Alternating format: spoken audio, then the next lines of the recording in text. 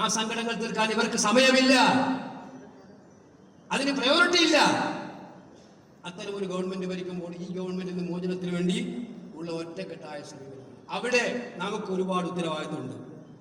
തൃശ്ശൂരിലെ എല്ലാ നേതാക്കന്മാരും ഞാനടക്കമുള്ളവർ എവിടെയുണ്ട്. എനിക്ക് ഉറച്ച വിശ്വാസമുണ്ട്, ഞാൻ എല്ലാവരും നോക്കിക്കൊണ്ടാണ് പറയുന്നത്, ഇവരാരും കുഴപ്പക്കാരല്ല. ഈ നമ്മളെല്ലാവരും മാത്രമാണ് എന്തെങ്കിലും പ്രശ്നമുണ്ടെങ്കിൽ. ഞാൻ ഒരു കാര്യം ഇപ്പോൾ തുറന്നു പറയാം, ഇത്തിരി അധികാരം ഉപയോഗിച്ചുകൊണ്ട് പറയാണ്, കൂടുതൽ പറയുന്നതിന് ക്ഷമിക്കുക. പാർട്ടി കാര്യങ്ങളിൽ പാർട്ടി എതിരാളികൾക്ക് എന്തെങ്കിലും അവസരം ഉണ്ടായിക്കൊടുക്കും. പാർട്ടി ഫോറങ്ങളിൽ നിങ്ങൾക്ക് എന്തും ചർച്ച ചെയ്യാം. നമ്മുടെ ജനാധിപത്യ പാർട്ടിയാണ്. ചർച്ച ചെയ്തിട്ട് ഒരാളെ വിമർശിച്ച ഉടനെ നമ്മൾ 52 വട്ടമൊന്നും വിട്ടൂല.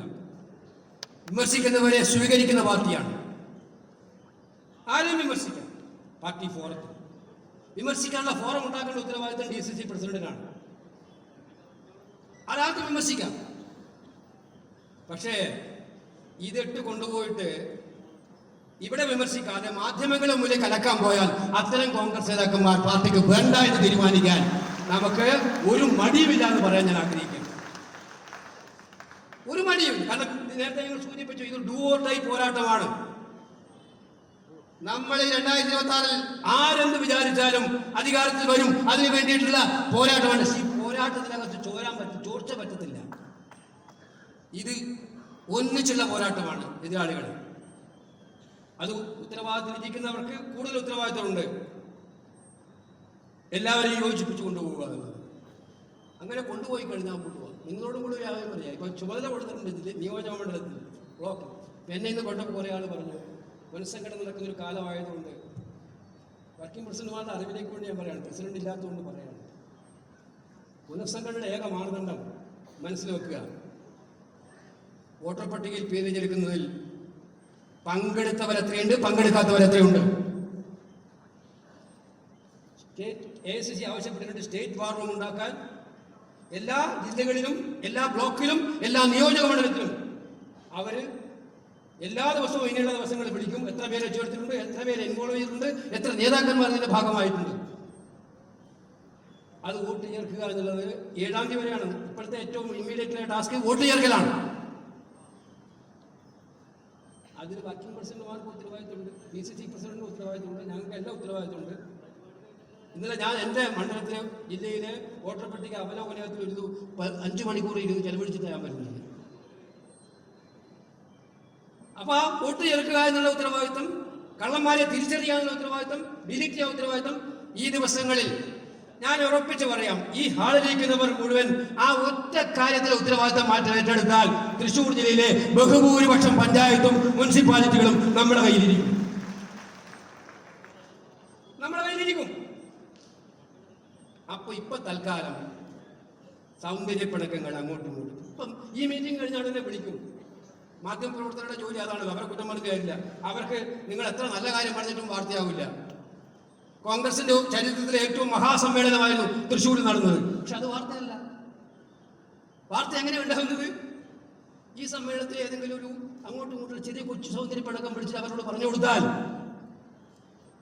അത് 4 കോളം വാർത്തയാണ്. കോൺഗ്രസിന്റെ യോഗത്തിൽ അസ്വാരസ്യം. സഹോദരന്മാരെ, ആ വാർത്ത ഇനി നമുക്ക് വേണ്ട കേട്ടോ. അത്തരം വാർത്തകൾ നമുക്ക് വേണ്ട. അതുകൊണ്ട് സിദ്ദിഖല്ലേ ഇവിടെ ചുമതല, ഉത്തരവാദിത്തമുണ്ട്. ആരാ കൊടുക്കുന്ന കൊടുക്കുന്ന വാർത്ത ആരാ കൊടുത്തിട്ട് അത് AICC അറിയിക്കുക കൃത്യമായിട്ട്. പാർട്ടി ഒറ്റക്കെട്ടായിട്ട് പോകണം. പാർട്ടി വിജയത്തിലേക്കേ പോകുള്ളൂ. അതിനുവേണ്ടി ഇവിടെ പരിണിതപ്രജ്ഞരായിട്ടുള്ള ഒരുപാട് സീനിയർ നേതാക്കന്മാർ ഇരിക്കുന്നുണ്ട്. അവരെല്ലാം ബഹുമാനിക്കണം. അവരുടെയൊക്കെ കോൺട്രിബ്യൂഷൻ പാർട്ടിക്കകത്തുണ്ട്. ഏറ്റവും നല്ല യുവനിരയുള്ള ജില്ലയാണ് ഈ തൃശ്ശൂർ ജില്ല. നേതാക്കന്മാരെടുത്ത ഒന്നിനൊന്ന് മെച്ചമാണ് എല്ലാ യുവനിരയും.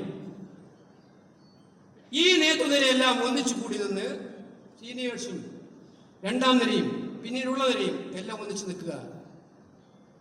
അതുകൊണ്ട് ഇനിയുള്ള 8 മാസക്കാലം, ഇത് സെപ്റ്റംബർ മുതൽ അങ്ങോട്ട് എടുത്താൽ 8 മാസമുള്ളൂ നമ്മുടെ മുന്നിൽ. ഈ 8 മാസക്കാലം വിശ്രമമില്ലാത്ത പാർട്ടി ഐക്യത്തിനും യോജിപ്പിനും വേണ്ടിയുള്ള പോരാട്ടമാണ്.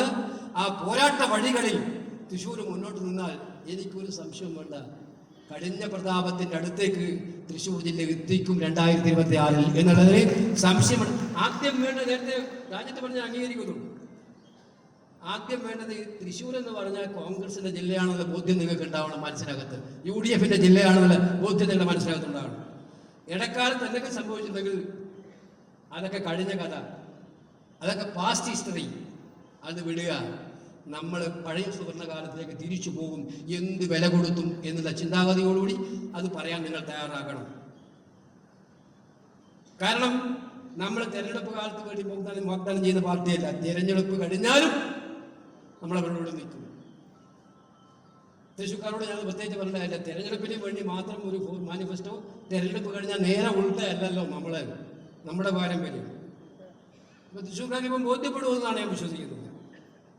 അപ്പൊ അതുകൊണ്ട് ആ രീതിയിൽ നിർഭയമായ മനസ്സും അഭിമാന നിർഭരമായ ശിരസ്സുമായിട്ട് ഈ ചരിത്രമുറങ്ങുന്ന ഈ തേക്കിൻകാടിന്റെ ഭാഗമായി നിൽക്കുന്ന ഈ തൃശ്ശൂരിൽ നിന്നും നമുക്ക് മുന്നോട്ട് പോകാം, വിജയത്തിലേക്ക് നയിക്കാം. അതിനുവേണ്ടി ഓരോരാൾക്കും പങ്കുണ്ട്, നിങ്ങൾക്ക് ഓരോരുത്തർക്കും പങ്കുണ്ട്.